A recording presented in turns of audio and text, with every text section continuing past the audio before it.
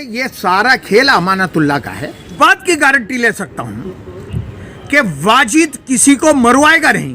तो रात की कहानी में अमानतुल्लाह हिडन जो है कैमरे के पीछे काम कर रहा है, क्योंकि वाजिद और मुत्तहिर भी एक थैली के चट्टे बट्टे हैं। कल तक रोज दावते साथ खा रहे थे।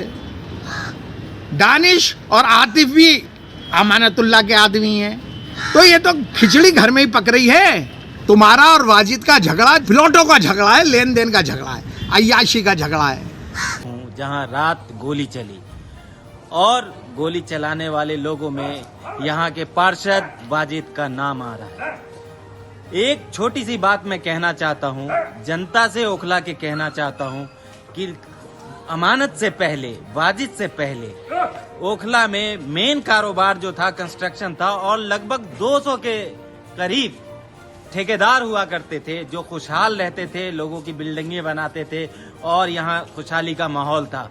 लेकिन जब से अमानत विधायक बना है और वाजिद काउंसलर बना है, तब से इन लोगों ने जबरन लोगों पर दबाव डाल के उनके जमीन ले लिए, कम पैसों में उनसे जमीन की वसूली कर ली। कंचन कुंज से लेके बटला हाउस से लेके शाहीन बाग तक में सिर्फ और सिर्फ अब ठेकेदार दो हैं, एक अमानत और दूसरा वाजिद। इन्होंने जैसे मोदी प्लॉटों का झगड़ा है, लेन देन का झगड़ा है, अय्याशी का झगड़ा है।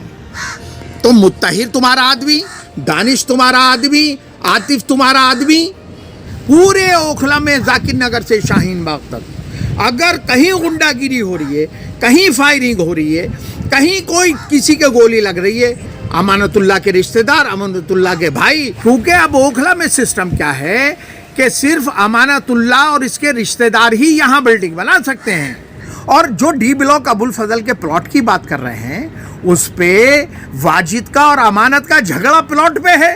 यह नगर मुसलमानों का इलाका है, इसके बावजूद यहाँ ज़मीनों पर कब्जे, प्लॉट पे कब्जे, फ्लैट पे कब्जे, अक्सर ये खबर आती रहती है। रात में फिर गोली चलने का वाक़या शाहीन बाग में आया।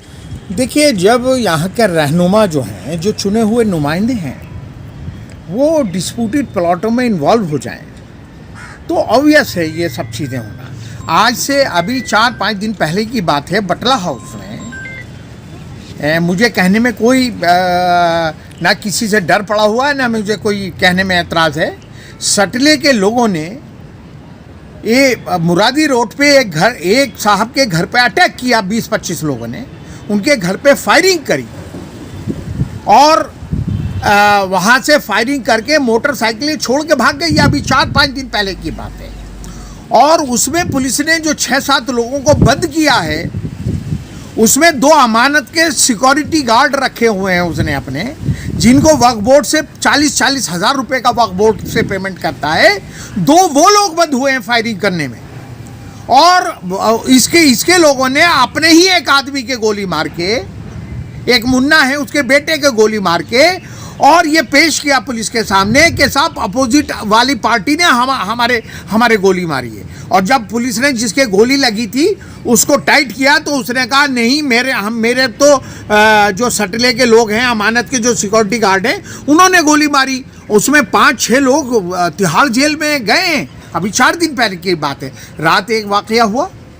देखिए, ये बहुत लंबी कहानी है रात वाली जो है, जिसका नाम ले रहा है मुत्तहिर। 2 लोग उन्होंने नाम और लिया, आतिफ और दानिश जो हैं, वो तो दानिश के यहाँ पे भी इसके अमानतुल्लाह के यहाँ पे भी बैठते हैं। अमानतुल्लाह दानिश और आतिफ की बहन की शादी में एज ए चीफ गेस्ट गया था। और मुत्तहिर भी अमानत का आदमी है। और जो डी ब्लॉक अबुल फजल के प्लॉट की बात कर रहे हैं, उस पे वाजिद का और अमानत का झगड़ा प्लॉट पे है। उसमें तो क्योंकि वो प्लॉट डिस्प्यूटेड कर दिया गया था, तो इन लोगों ने कौड़ियों में वो खरीदा, और कौड़ियों में खरीद के उसमें अमानत ये चाहता था कि मैं भी उसमें बराबर का पार्टनर रहूं। तो रात की कहानी में अमानतुल्लाह हिडन जो है कैमरे के पीछे काम कर रहा है। ये तो आपको लग रहा है कि अमानत का भी इसमें कुछ रोल है? देखिए, मैं एक बात दावे के साथ कह सकता हूँ, मैं आम आदमी पार्टी के खिलाफ हूँ।